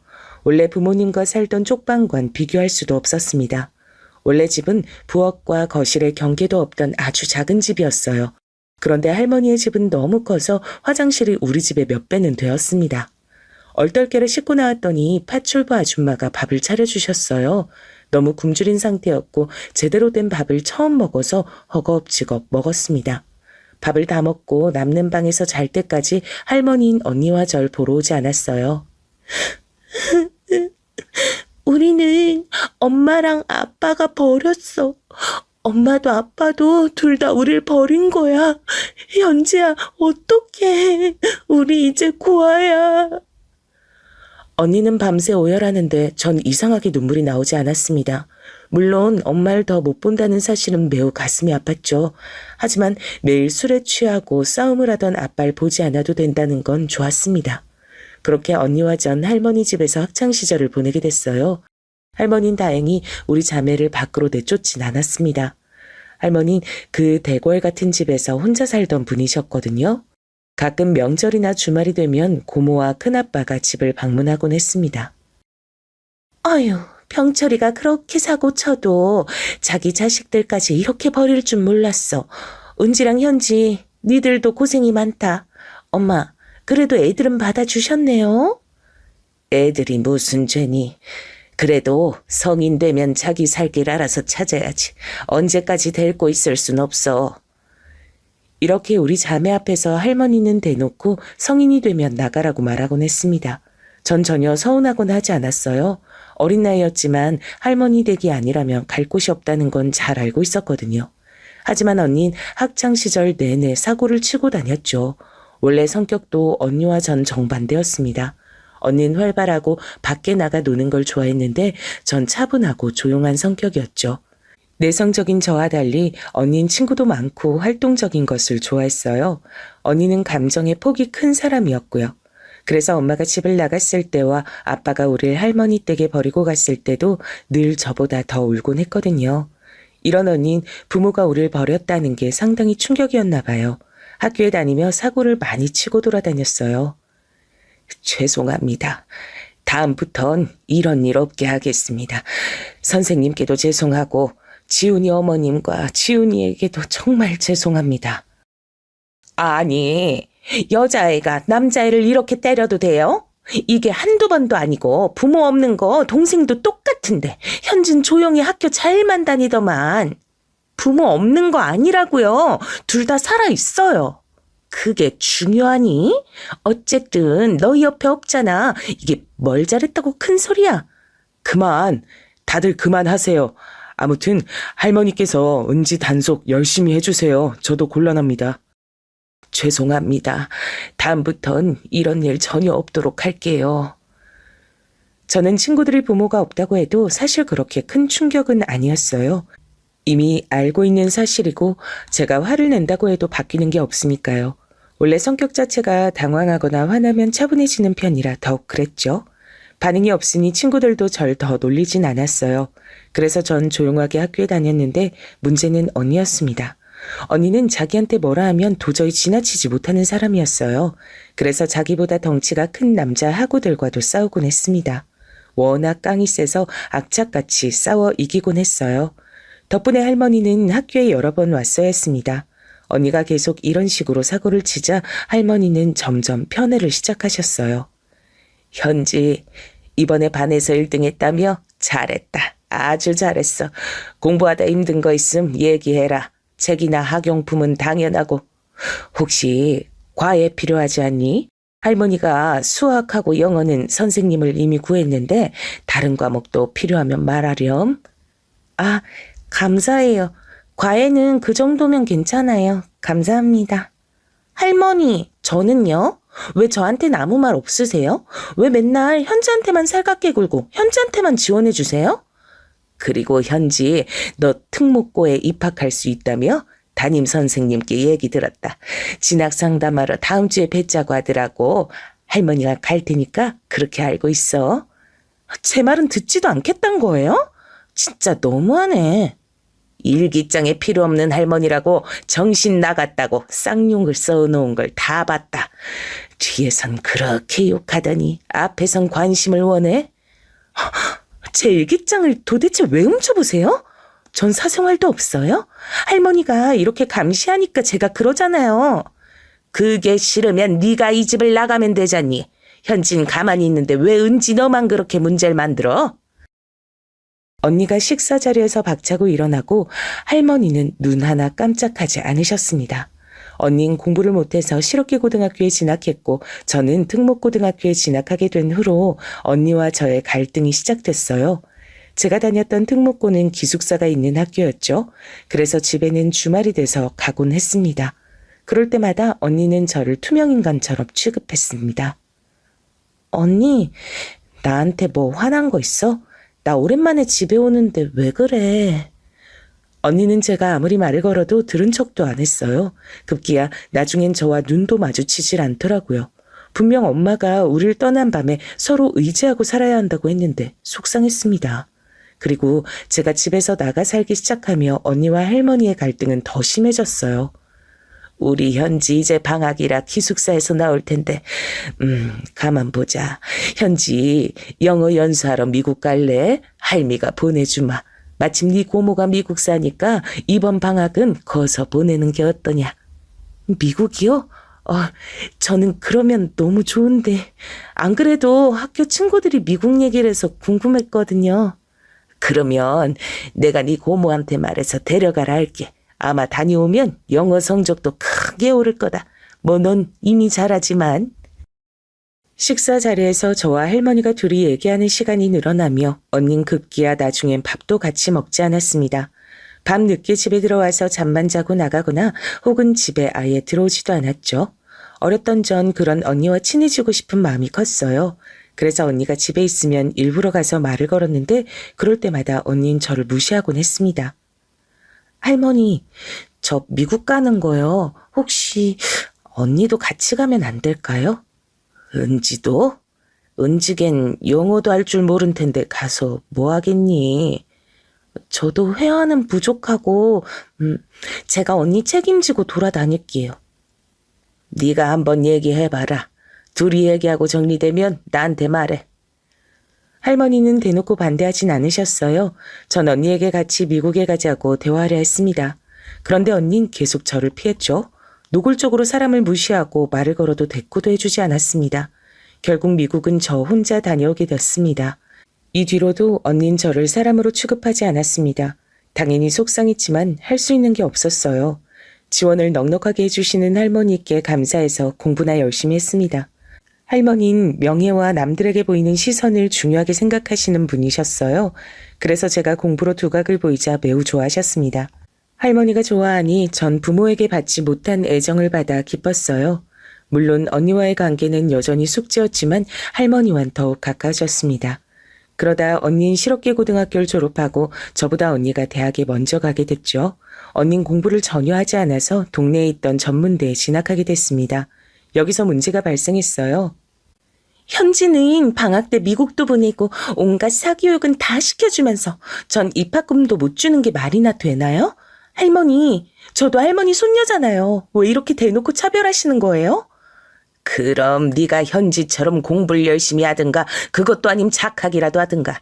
사고란 사고는 다 치고 다녀서 내가 동네 창피해서 얼굴을 못 들겠더라. 너야말로 양심이 있니? 성인이 될 때까지 아무런 대가 없이 키워준 은혜는 몰라? 부모한테 버림받고 할머니한테 버림받고 전 아주 그냥 태어나지 말았어야 했어요? 등록금만 내주세요. 나머진 제가 알아서 할게요. 할머니 눈에 안 보이게 나가서 살 테니까 등록금만, 입학금만 내주세요. 내가 왜 그래야 하니? 난 예전부터 성인이 되면 독립하는 거라고 늘 말했어. 그게 두려웠으면 네가 현지처럼 자기 몫을 챙겼어야 하지 않니? 언니는 대학 입학을 앞두고 할머니와 갈등이 깊어졌어요. 할머니는 일반 대학도 아니고 전문대에 들어간 언니를 지원해주지 못하겠다고 하셨거든요. 온갖 사교육이란 사교육을 다 받는 저와 비교된다며 언니는 거실에서 소리를 지르며 울기 시작했습니다. 그 모습을 보며 저는 할머니와 언니 둘 중 누구의 편을 들지 모르겠더라고요. 급기야 언니의 분노의 화살은 저로 돌아왔습니다. 엄마가 우리 버린 날 기억해? 그때 서로 의지하고 살라고 했는데 이건 다 너 때문이야. 네가 우리 자매 사이를 망친 거야. 언니 진정해. 잠시만. 아니. 가만히 있는 현지 괴롭히지 말고 당장 나가. 나는 너랑 더는 볼 일 없다. 그렇게 언니는 정말로 집을 나가게 됐습니다. 할머니는 저러다 본인이 숙이고 올 거라며 절 다독였죠. 언니와 할머니의 갈등이 빨리 끝나는 것이 제때의 제 소원이었습니다. 최대한 전 그래서 다른 생각을 하지 않으려고 공부에 집중했어요. 새벽에 잠도 자지 않고 공부한 덕에 전 서울에 있는 유명한 명문대에 입학하게 됐습니다. 우리 현지 그동안 고생 많았다. 할미는 네가 너무 자랑스러워. 자, 다들 우리 현지의 입학을 축하하러 와줘서 고맙다. 난 현지가 작년에 우리 집 왔을 때 놀랬잖아. 내 성적이어도 미국인들하고 대화를 잘하더라고. 그때부터 난 현지가 잘 될 줄 알았지. 기숙사에서 외로웠을 텐데 이렇게 공부로 서울 명문대까지 가고 우리 집안 가문의 자랑이다. 자랑스러워. 고생 많았다. 현지 이제 행복한 대학생활 하면 되겠어. 은지는? 언니는 어디 갔어? 이 사람아. 그걸 왜 여기서 말해? 오늘 현지 입학 축하 자리인데. 어머, 미안해요. 내 입이 방정이네. 축하해 주셔서 다들 감사드려요. 저는 할머니가 도와주지 않았으면 입학 못했을 거예요. 좋은 자리에 이상한 말 말고 다들 즐겁게 지내다가 현지는 대학 등록금은 전혀 걱정하지 마. 충분히 집에서 통학 가능하니까 할머니는 네가 통학했으면 좋겠구나. 네, 그렇게 할게요. 저도 혼자 사는 건 당분간 피하고 싶어서요. 언니는 대학 등록금 사건 때 집을 나가고 한 번도 집에 오지 않았어요. 말 그대로 가출했던 거죠. 전 그런 언니가 걱정돼서 연락을 많이 했지만 전혀 받질 않았습니다. 언니는 흔적도 하나 남기지 않고 우릴 떠났어요. 그렇게 저는 부모님과 언니와 4명이서 살던 건 마치 꿈처럼 느끼게 됐습니다. 아빤 언니와 절 할머니에게 맡기고 한 번도 얼굴을 보이지 않았어요. 할머니가 지나가듯 말씀하신 걸 들어보면 할머니와는 종종 연락을 주고받는 것 같았습니다. 하지만 제가 아빠를 볼 수 있는 방법은 없었죠. 대학에 입학한 전 새로운 환경에 적응하느라 바빴어요. 그래서 언니를 잠시 잊고 있었습니다. 원래 공부하던 습관이 있어 대학에 가서도 열심히 공부하느라 바쁘기도 했어요. 그러던 어느 날이었습니다. 갑자기 핸드폰으로 모르는 번호가 떠서 받았더니 경찰이었어요. 살면서 경찰이 저에게 전화할 일이 없는데 너무 놀랐죠.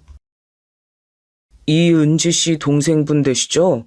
지금 이은지 씨가 병원에 있는데요. 병원비 낼 돈이 없다고 하시네요. 동생분 지금 여기로 와주시겠어요? 경찰의 말을 듣고 너무 놀랐습니다. 들어야 하는 수업도 듣지 않고 바로 병원에 갔는데 전 너무 놀라 할 말을 잃었습니다. 3년 만에 본 언니는 매우 야위어 있었어요. 몰골이 너무 안 좋아 보자마자 눈물이 나올 지경이었습니다. 근데 언니의 상태보다 제가 더 놀랐던 건 바로 언니 옆에 있던 아기였어요. 대략 돌쟁이로 보이는 아기가 언니한테 엄마라고 부르더라고요. 언니, 아니 이게 무슨 일이야. 그래, 일단 병원비 내가 내고 올게. 잠시만 기다려. 병원비를 내고 왔더니 언닌 그새 도망갈 준비를 하고 있더라고요. 그런 언니를 붙잡고 여러 번 설득하니 드디어 입을 열었습니다. 언니 입에서 들린 내용은 충격적이었어요. 전문대엔 결국 입학금 못 내서 못 갔어. 공장에 돈 벌러 갔다가 거기서 어떤 남자를 만났어. 너도 내가 애정결핍이 있었던 건 알지? 너무 잘해줘서 거기 넘어갔는데 임신하니까 나를 떠나더라. 그래서 아기 낳고 혼자 키웠어. 공장에서 번 돈으로 버티고 버텼는데 아기가 아프니까 도저히 감당이 안 되더라. 대출받은 것도 다 쓰고 빚밖에 없어. 사채도 썼는데. 모르겠어, 현지야. 언니 힘들어. 힘든데 너 생각만 나더라. 할머니한테 도저히 연락할 순 없었어. 언니의 말을 듣는데 전 눈물이 나오기 시작했어요. 원래 언니가 감정적이라 눈물이 많고 전 차분했잖아요. 근데 그땐 제가 오열하고 언니는 우는 아이와 절 달래며 차분한 상태였죠. 차분하다기보다 그것은 해탈에 가까웠습니다. 도저히 발길이 떨어지지 않아 언니가 사는 집에 갔더니 그 집 상태를 보고 저는 기절하는 줄 알았어요. 좁지? 고시원은 아기가 울어서 쫓겨났고 어쩔 수 없이 사는데 월세가 3달이나 밀렸어. 다행히 주인 아줌마가 아기 안쓰럽다고 기간을 늘려주긴 했는데 모르겠다. 곧 쫓겨날 것 같아. 언니, 내가 월세 내줄게. 우리가 어릴 때 살던 집 기억나? 그 쪽방보다 열악한 환경이잖아. 언니, 나 너무 속상해. 이렇게 살 줄 몰랐어. 난 그것도 모르고 혼자 고상하게 대학 다니며 공부했는데. 현지야, 그만 울어. 언니가 오히려 미안해. 너한테 면목 없어. 할머니는 항상 저보고 몸가짐을 똑바로 하라고 하셨거든요. 보이는 것이 중요하다며 백화점에 데려가 쇼핑도 자주 했고 제가 조금만 흐트러진 상태면 지적하셨죠.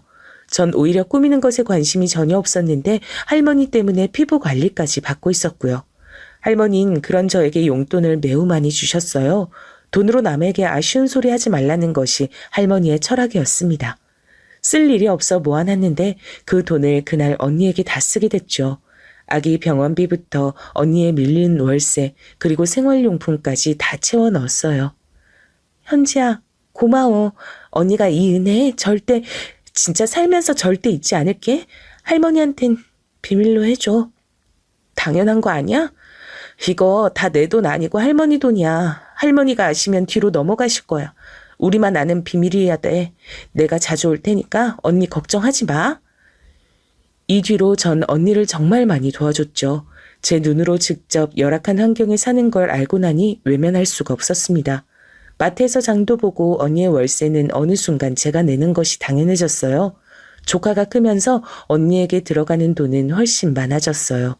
할머니가 주는 용돈으로 무리가 가기 시작했습니다. 전 대학생이라 버는 돈이 없으니 슬슬 힘들기 시작했죠. 언니, 지유 이제 어린이집 보내니까 그 시간에 알바라도 하는 거 어때? 잠깐이라도 하면 돈 벌 수 있잖아. 뭐? 안 그래도 혼자 애 키우는 것도 힘든데 하나뿐인 가족이 그래도 되는 거니? 나 너무 속상해. 지유 어린이집 가면 나 그때야 집안일하고 혼자만의 시간을 가져. 이제 이것도 하지 말라는 거야? 그게 아니고 언니 진정해. 내가 돈을 버는 직장인이면 언니 도와줬지. 근데 지금은 나도 학생이라. 아니야. 언니 못 들은 걸로 해. 결국 전 할머니 몰래 과외까지 하며 돈을 벌게 됐습니다. 할머니는 제가 굳이 힘든 일을 하며 돈을 벌 필요는 없다고 알바는 물론이고 과외도 못하게 하셨거든요. 할머니 눈을 피해 돈을 벌어 제 용돈과 합쳐 언니에게 쏟아부은 생활만 자그마치 2년이랍니다. 지유 밥은 이거 먹으면 돼. 이따 놀이터 데리고 가서 놀아주고 자기 전에 영어책 좀 읽어줘. 너 영어 잘하잖아. 간식 너무 많이 주지 말고 심심해하면 인형놀이 같이 해주고. 알겠지? 고마워. 그럼 언니 놀다 온다. 알겠어 언니. 지유는 걱정 말고 잘 다녀와. 무슨 일 있으면 전화하고. 언니는 조카가 어느 정도 크자 새로 연애를 시작하게 됐어요. 전 언니가 행복하길 바랬기 때문에 괜찮은 남자를 만났다면 연애나 결혼하길 원했습니다. 그래서 저에게 조카를 맡기고 데이트를 하거나 여행을 갈 때마다 싫은 소리 한 번도 하지 않고 봐줬죠. 사실 결혼도 하지 않던 제가 아이를 혼자 본다는 건 상당히 힘든 일이었습니다. 특히 제가 할머니랑 같이 살고 있으니 이렇게 조카를 돌볼 때마다 눈치가 보였죠. 현지, 요즘에 많이 바쁘니? 연애라도 하는 거야? 집에 통 들어오지 않아 걱정이네. 할머니는 당연히 우리 현지를 믿어. 그래도 걱정되니 외박은 자제했으면 하구나. 죄송해요. 요즘 취업 준비하느라 바빠서 그랬어요. 앞으로 외박할 일은 없을 거예요. 할머니 걱정시켜서 죄송해요. 조카를 돌보느라 외박하는 일이 잦아지자 할머니는 집에 들어오라고 말씀을 하셨죠. 그래서 언니가 다음에 여행 간다고 했을 때 처음으로 조심스럽게 거절했습니다.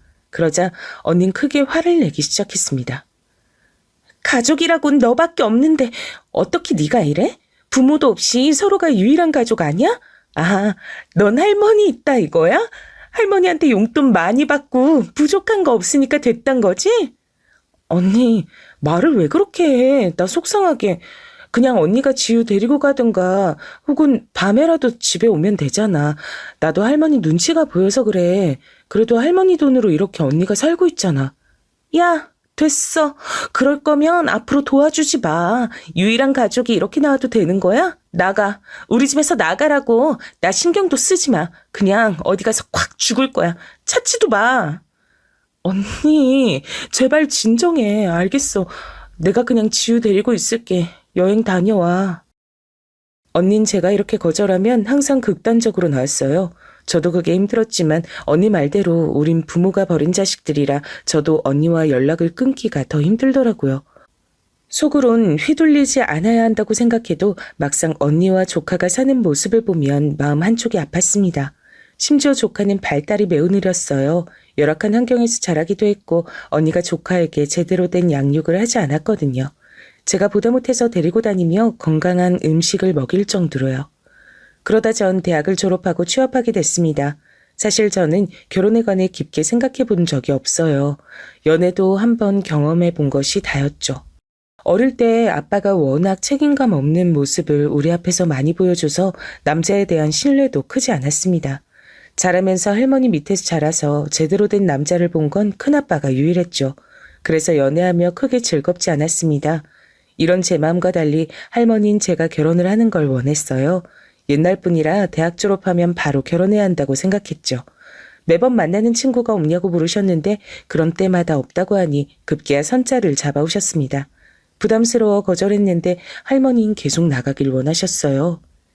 나도 이제 점점 몸이 예전 같지 않다는 게 느껴져. 현진이가 결혼해서 자식 낳는 걸 보고 죽고 싶다. 미워도 핏줄이라는 게 얼마나 중요한지 아니? 나중에 너 혼자 얼마나 외롭겠어. 내가 여기저기 수소문해서 알아온 선짜리니까 나가봐. 할머니가 제 대학 등록금부터 용돈까지 다 지원해 주신 건 생각하니 참 죄송하더라고요. 이렇게 대기업에 취업하게 된 것도 다 할머니 덕분이었죠. 그래서 눈을 딱 감고 선자리에 나갔는데 생각보다 괜찮은 사람이 있었어요. 처음 뵙겠습니다. 이현지 씨 맞으시죠? 전 정광철이라고 합니다. 만나서 반가워요. 제 직업은 아버지가 하는 사업을 물려받으려고 준비 중이에요. 작은 사업인데 열심히 배우려고 노력하는 중이랍니다.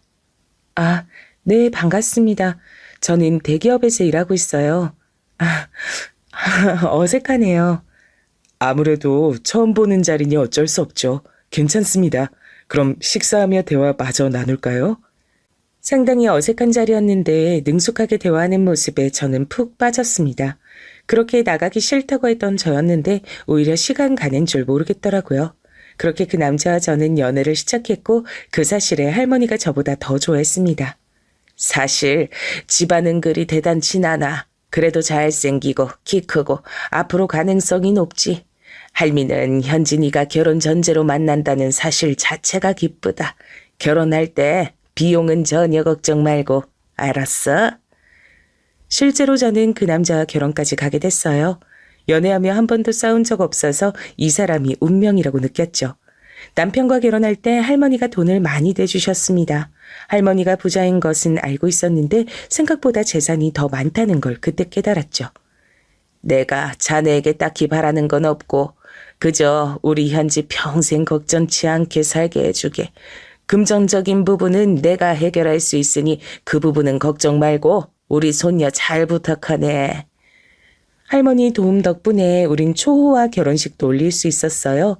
신혼집도 할머니의 도움 덕분에 원하는 한강이 보이는 고급 아파트를 얻게 됐습니다. 남편의 집도 형편이 여유로웠지만 할머니의 재력만큼은 아니었거든요. 결혼하고 남편은 원래도 다정했지만 더욱 다정했어요. 집안일은 해주는 분이 계셔 문제가 없었고 남편은 기념일을 매우 잘 챙겼죠. 당신 오늘이 결혼 기념일인 거 잊었지? 괜찮아. 내가 준비했어. 당신이 저번에 가지고 싶어 했던 가방. 나랑 결혼해줘서 너무 고마워. 당신 배 안에 있는 우리 애기도 열심히 키우자. 사랑해. 다정한 남편은 저를 항상 공주처럼 대해줬어요. 제가 임신하자 정말 손에 물 한 방울 묻게 하지 않았죠. 할머니는 이제 현지 너를 두고 하늘에 가도 아쉽질 않다. 그 어린 네가 언제 이렇게 커서 아이까지 가졌니? 믿기질 않는구나. 무엇보다 우리 정서방이 너무 너한테 잘하니까 내가 든든해. 할머니도 저에게 잘하는 남편을 항상 기특해 하셨죠. 그러면서 할머니는 남편이 시아버지의 사업을 물려받자 거액 투자도 하셨습니다. 덕분에 남편은 사업이 훨씬 커지게 됐죠. 이렇게 남편과의 문제는 전혀 없는 줄 알고 살았습니다. 그때 저에게 유일한 고민은 바로 언니였어요. 조리원은 강남에 있는 거기로 간다며? 난 혼자 애 낳고 조리원은 가지도 못했는데 부럽다. 내 인생은 왜 이럴까 현지야? 우리 같은 배에서 태어났는데 왜 너랑 나는 이렇게 너무나도 다른 인생 사는 거야? 나 너무 서러워. 그리고 우리 딸이 불쌍해. 왜 나한테 태어나서 똑같은 인생을 살게 하는 건지. 언니, 왜 그렇게 생각해? 언니도 충분히 소중한 사람인데 돈은 내가 더 보태줄게. 너무 속상해하지 마. 여전히 할머니 몰래 언니를 만나곤 했는데 언닌 제가 볼 때마다 앓는 소리를 했죠. 너무 힘들다고 제 인생과 본인 인생을 비교했습니다. 그런 언니를 달래고 돈을 또 보내면서 겨우 인연을 이어가고 있었습니다. 전 언니가 인간 대 인간으로 안쓰럽더라고요. 근데 결혼하지 않았을 땐 괜찮았는데 결혼하니 남편과 같이 붙어 살게 되잖아요. 남편에게도 숨기는 건 불가능했습니다. 결국 전 남편에게 사실을 털어놓게 됐어요. 이 내용은 당신만 알고 있어? 할머니한텐 말하면 안 돼. 할머니랑 언니랑 사이가 너무 안 좋고 둘이 인연 끊은 지 오래야. 내 말 무슨 뜻인지 알지? 알겠어. 그런데 나도 당신 친언니라고 하니까 궁금하네. 어차피 비밀인데 언니 소개해줘. 우리끼리 비밀로 하지 뭐. 남편은 고맙게도 제 얘기를 듣고 다 이해해줬어요. 그러면서 언니의 얼굴을 보고 싶다고 했습니다. 언니도 그 말을 듣고 흔쾌히 동생 남편이 궁금하다고 하더라고요. 그렇게 언니를 할머니 몰래 우리 집으로 초대하게 됐습니다. 현지야, 말로 듣던 것보다 너희 집 훨씬 좋다. 이렇게 앞에 한강도 보이고 완전 호화로운 인생 살고 있었구나. 우리 집은 겨우 단칸방인데 똑같은 부모 밑에서 이런 극과 극 인생을 살다니. 언니 왜 그래? 오늘은 그런 말 하지 말자. 언니 처음 우리 집 온 거잖아. 즐겁게 지내다 가. 맞아요, 처형. 너무 상심하지 마세요. 대신 우리 집 자주 놀러 오세요. 곧 아내가 출산하니까 같이 아기도 공동 육아하고 좋잖아요. 맞아. 언니 자주 놀러와. 난 괜찮으니까. 나 아기 낳으면 육아 휴직하거든. 그니까 언니도 와서 나랑 같이 놀자. 지우도 데려와. 실제로 아이를 낳고 집에서 육아 휴직을 하며 지낼 동안 언니가 자주 집에 찾아왔어요. 할머니가 워낙 우리 아이를 예뻐해서 할머니가 오시는 날도 많았습니다. 그런 날은 미리 말해서 언니와 날짜를 조율하곤 했죠. 남편이 사업을 확장하며 출장이 매우 많아져서 언니가 오니까 전 기뻤습니다. 아이를 낳고 외로움이 심했는데 다행이었죠. 아유, 내가 우리 현지 애를 다 보고 어쩜 너랑 일이 똑같이 생겼니. 할머니 덕분에 이렇게 건강하게 낳을 수 있었어요. 감사해요. 그리고 용돈은 더 주지 않으셔도 돼요. 이미 할머니가 많이 챙겨주셨잖아요. 눈에 넣어도 아프지 않은 손녀가 애를 낳았는데 그게 보물이 아닌 뭐냐. 할머니는 더 해주고 싶어. 근데 현진이가 부담스러울까봐 참는 거야. 할머니는 실제로 우리 딸에게 모든 지원을 아낌없이 해주셨어요. 그러면서 언니의 질투는 더 심해졌습니다. 나는 우리 지유한테 과일 하나 먹이는 것도 힘들었는데 현지 넌 백화점 과일을 먹이네? 난 가공식품으로 우리 지유 키웠는데 박탈감 느낀다. 아니야. 그리고 언니 내가 지유 데리고 다니면서 맛있고 건강한 거 많이 먹였던 거 몰라? 너무 그렇게 나랑 하나부터 열까지 비교하면 언니만 힘들어. 뭐? 너 뭔 말을 그렇게 해?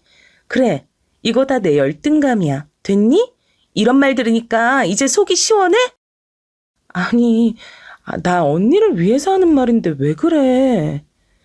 저도 참는 것이 한계가 있어서 언니에게 언니를 위해 그러지 말라고 하기도 했죠. 근데 언니가 너무 예민하게 반응해서 머리가 아팠어요. 언니의 저런 말과 행동이 워낙 오래되기도 했고 전 진심으로 언니가 언니의 삶을 살길 바랬거든요. 그러면서 언니를 생각하면 머리가 아프기 시작했습니다. 근데 언니는 단칸방이 싫었는지 우리 집을 매우 자주 왔어요. 할머니가 오지 않는 날을 제외하곤 계속 왔다고 보면 됩니다. 언니가 내일도 온대. 나도 좀 집에서 쉬고 싶은데 힘들다. 처형 혼자 아기 키우니까 얼마나 힘들겠어. 당신이 이해해. 그리고 저번에 당신 잘 때 처형하고 둘이 얘기하는데 사연 들으니까 내가 생각했던 것보다 심하더라. 난 처형이 짠해. 언니랑 당신이랑 둘이 얘기를 했어? 언제? 나 잘 때? 저번 주 토요일 말하는 거야? 당신 피곤하다고 먼저 잘 때 처형하고 둘이 와인 마셨어. 그때 처형이 살아온 얘기라면서 눈물을 흘리더라. 안쓰럽더라고. 이건 또 무슨 소린가 싶었습니다. 전 언니가 슬슬 불편해지기 시작했어요. 대학생 때부터 언니한테 해줄 만큼 충분히 해줬다고 생각했거든요. 언니한테 매달 들어가는 돈도 만만치 않았습니다. 언닌 제가 돈을 주니까 본인이 사회활동을 하지 않았죠.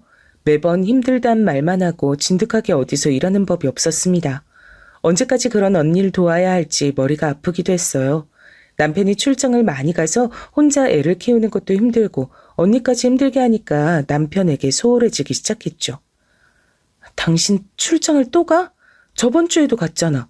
이번 주에도 간단 말은 없었잖아. 아니, 왜 출장을 미리 말을 안 해? 그럼 서연이 또 내가 혼자 돌봐야 돼? 갑자기 잡힌 일정이야. 내가 미안해. 그날만 일하는 분 부르자. 내가 불러줄게. 남편은 갑자기 출장을 자주 가기 시작했어요. 안 그래도 소원해진 관계가 점점 돌이킬 수 없는 지경까지 가게 됐죠. 대화가 없어지고 서로 불편한 관계가 됐습니다. 할머니에겐 차마 말할 수가 없었어요. 제가 결혼하고 애 낳은 것이 할머니의 행복이었으니 말할 수가 없었죠. 남편과 하루에 말을 한 번도 하지 않는 날이 생기기 시작했습니다.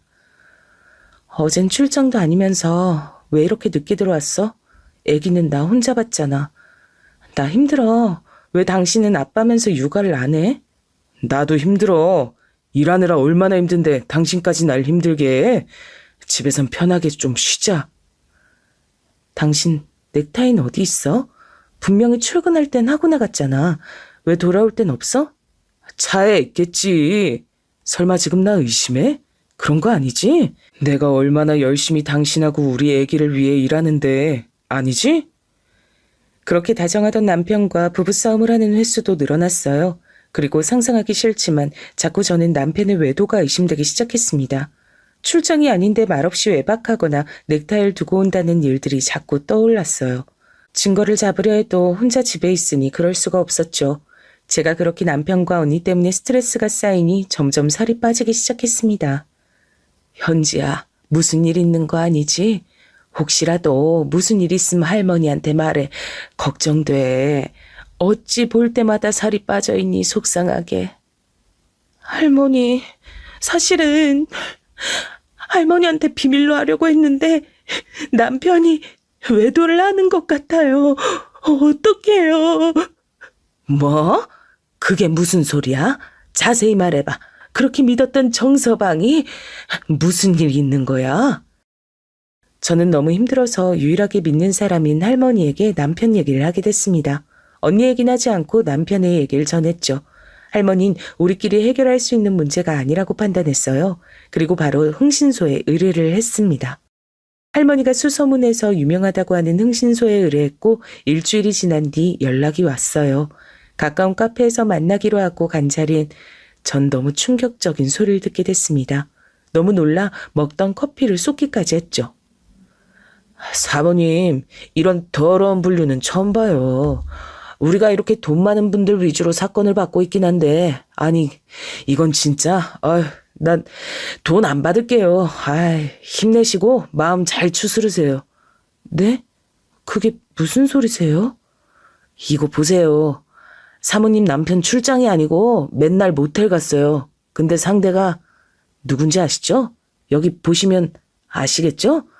그 사모님이 더 잘 아시죠? 흥신소 사장님이 보여준 영상엔 남편과 여자가 나란히 웃으며 모텔로 들어가는 사진이 한 장도 아니고 여러 장 있었어요. 근데 더 충격적인 건 바로 그 여자의 정체였어요. 왜냐면 그 여자는 제가 너무 잘 아는 사람, 바로 우리 언니였습니다. 다른 사람도 아니고 친언니와 남편이 바람났던 거였죠. 보자마자 눈물이 차오르고 손이 덜덜 떨렸습니다. 그런 저를 흥신소에서 오히려 안타깝게 여기더라고요. 할머니, 나 어떡해요? 할머니, 이거 어떡하면 좋아요? 나 죽고 싶어. 현지야, 무슨 일이야? 일단 빨리 할미 집으로 와. 도대체 무슨 일이야? 할머니, 남편 바람난 거 맞아요. 그런데 상대가 은지 언니예요. 뭐라고? 은지? 네 친언니? 연락 오래 끊긴 그 은지? 아니, 은지가 도대체 어떻게 네 남편을 알아? 저는 놀란 가슴을 진정하고 심호흡을 몇 번 했어요. 겨우 정신을 차리고 택시를 타고 할머니 집으로 갔죠. 할머니도 너무 놀라 얼굴이 하얗게 질렸고요. 할머니를 보자마자 눈물이 다시 나왔습니다. 겨우 진정하고 그동안 있었던 일을 쭉 얘기했어요. 그럼 현지 너는 대학생 때부터 네 언니한테 돈을 바친 게야? 세상에, 난 그것도 모르고 이게 무슨 일이니? 너무 죄송해요. 할머니랑 언니가 사이가 안 좋으니까 서로한테 비밀로 하는 게 맞다고 생각해서. 그리고 남편이 언니랑 바람날 줄은 전혀 몰랐어요. 네 언니 자격지심은 어릴 때부터 알아봤지만 정서방이 그럴 줄 몰랐네. 아휴, 이게 무슨 일이니 현지야.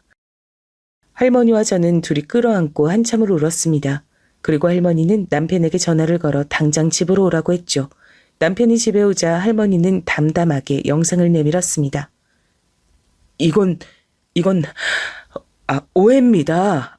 잠시만요. 아니, 내가 결혼할 때 자네에게 부탁한 건 딱 한 가지야.